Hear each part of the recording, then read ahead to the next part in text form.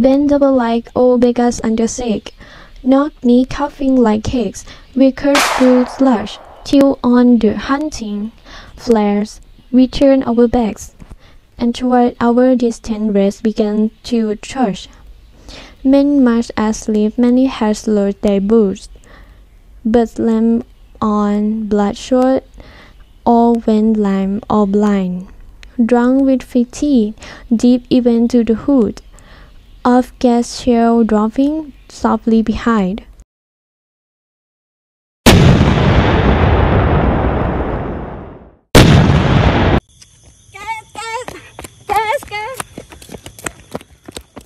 Quick boys and ecstasy of fumbling, fitting the clumsy helmet just in time, but someone still was yelling out, and slumping, and falling like a man in flyer or line, dim through the misty pan and thick green light, as under a green sea I saw him drowning.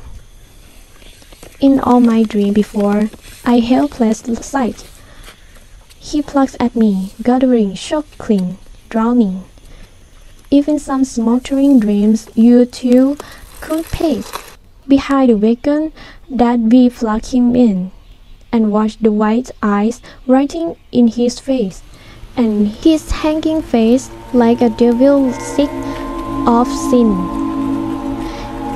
If you could hear at every jolt the blood come gathering from the flood corrupt lungs, obscene as cancer, bitter as the cut, all vile, incurable, sore on innocence tangled. My friend, you would not tell which such high says your children ardent for some desperate glory. The old line, Dulce Et Decorum Est.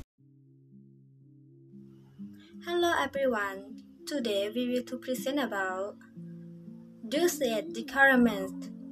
Of the name, Will-Face at first thought the Owen. His story. Will-Face at first thought the Owen. He was born 18 March 1893 and he died for November 1918.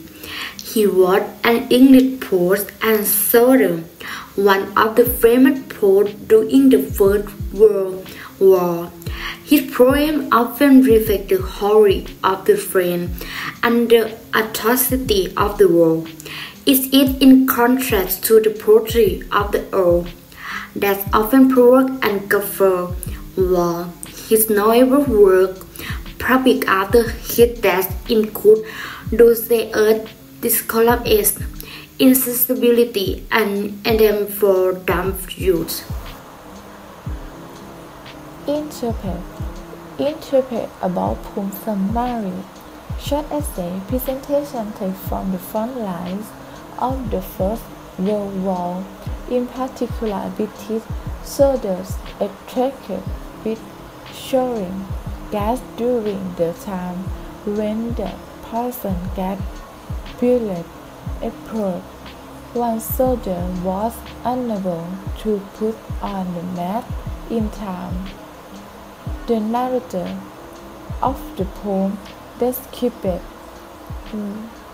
the terrible effect the gas had on this man and conclude that if one had seen firsthand the reality of war, one could not reiterate such a monologue as Dulce Et Decorum Est pro patria mori.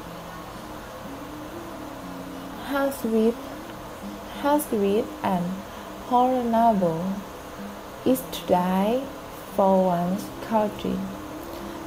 The brutality of war and what it was like through those situations. Dulce Et Decorum Est is a poem written by Will-Face, often during World War I. Each chapter has a traditional rhyming pattern using two title emblems, pre-tomato, quatrain with multiplied spondic substitutions cross through. The poem is divided into two parts of 14 lines in the first part of the poem, first 8 lines and chapter 6 second line, is written in the presence of the action take place and everyone reacts to the events surrounding them. The second 2 lines, the third and the last 12 lines, the narrator writes as if away from horror. He refers to what happened while as if in a dream, as if standing and watching events or even to commemorate them. Another interpretation is to read the line literally.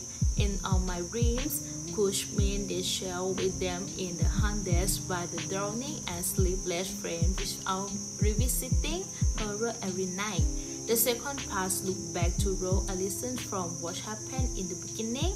Which part of the 14th line poem reflects the formal protected by soulness but a broken and unselfless version of this style. This poem is considered the best war poem of ever written. Technique for use in short film. 1. For event use for night. 2. Use the screen color in the runaway screen. Because in the story about the use of chlorine gas. 3. Namely atmosphere sound. Because in the story he lost friends who fought together to make it look like a nightmare. 4. The last screen. The cemetery screen used bright color because it seemed like the country has calmed down and made the people who died